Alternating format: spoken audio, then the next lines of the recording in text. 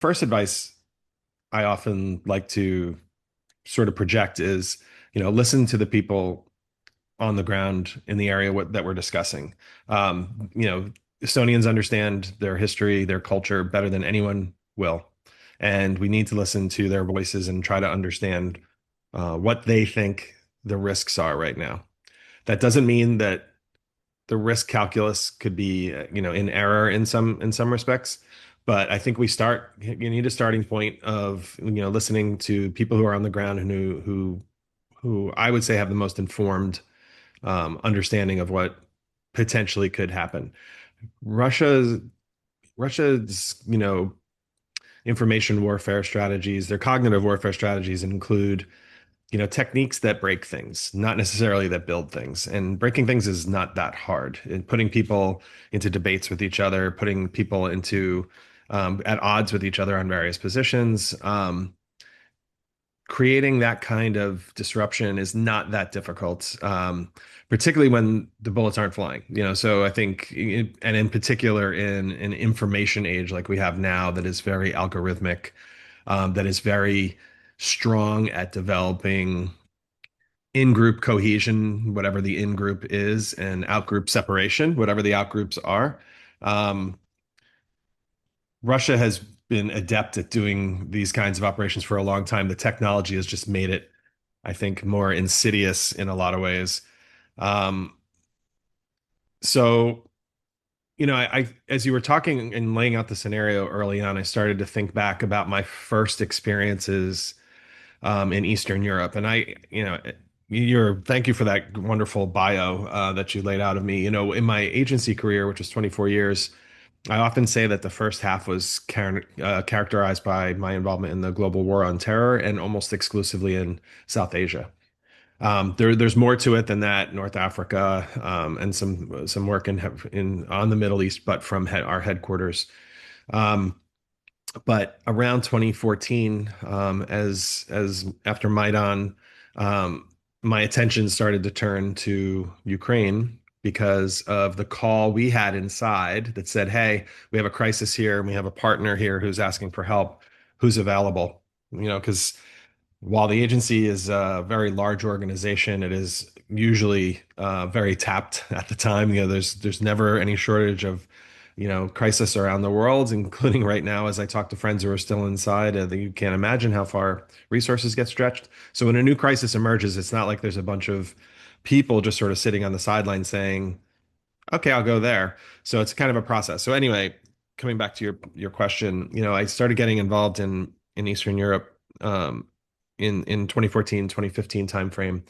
And as I'm learning and listening to our own subject matter experts and meeting with um, you know, Ukrainians and others, and talking to them and hearing their perspectives, um, I started to hear about, this Narva concept, this sort of like does Russia take this part of Estonia that has, ethnic Russians, in a manner like the, little green men did in Ukraine. And so I imagine that threat has pre-existed that period too. That's just when I joined the conversation in 2014 and 2015. So thinking about that and the conversations we were having internally were in the context of, does this disrupt NATO? It was pretty significant saying, this is, Russia's, on a battle rhythm. They're moving farther west. What happens when they do this?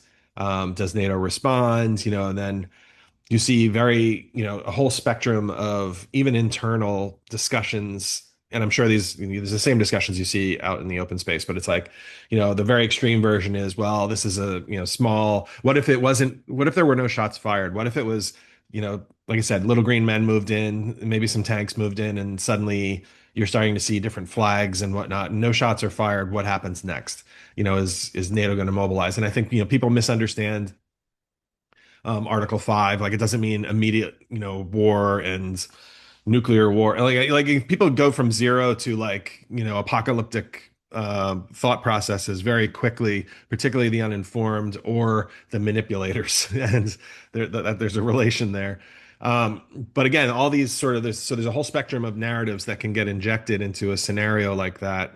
And this is what Russia's adept at. I mean, if you look at, let me step back for a second. If you look at Ukraine and narratives in the US over the last several years, and including sort of during the previous administration when, when we had that big funding gap, you'd see a Mhm. whole spectrum of things from well, it's a corrupt country to Zelensky's doing cocaine to, and I don't want to pay for another yacht of his to, hey, NATO kind of overstepped here because Putin warned us to, it's not a real country, these are Russian speaking regions. Like, so again, all these like, there's a breadth of narratives, and to me, like, I can see where some of them resonate with certain populations, and some of them are just like wildly insane.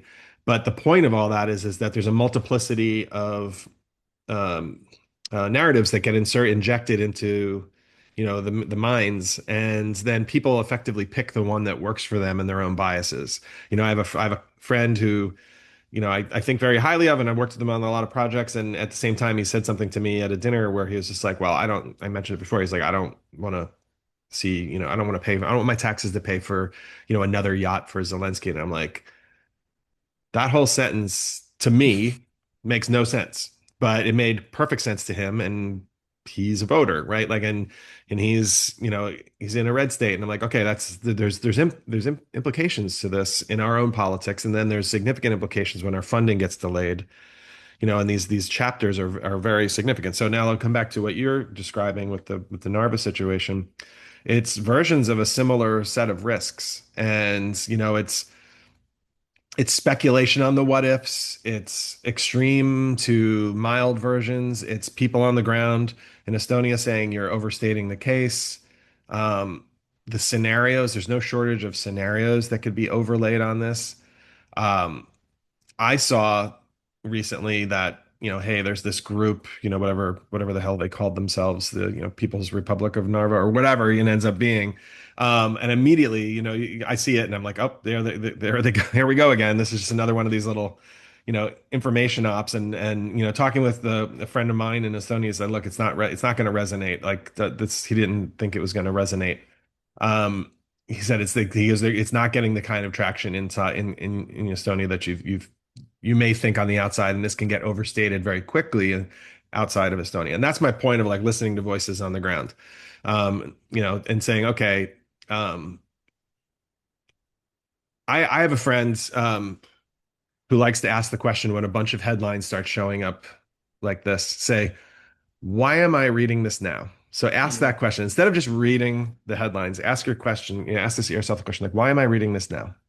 And let's start to unpack that and see like what else could be going on here, and let's have that conversation. And again, like that's where you need to listen to a multiplicity of voices, in on the ground, in the area that we're discussing. I do want to hear from experts, but again, there's no shortage of experts, so-called experts in an information age, that have various platforms for communicating. um, it's murky. It remains murky. I think it can't not be murky, which is a challenge, right? It's a challenge for people who, as I said, are trying to hold things together. And the Russians, what they're good at is breaking things. So you're in a constant deficit, I think, in scenarios like this because you're kind of answering the obnoxious question of like, trying to discuss something that you don't see as even possible, and that yet you're spending time on it, and it does give it a little bit of, battery power, so to speak, because you're speaking on it.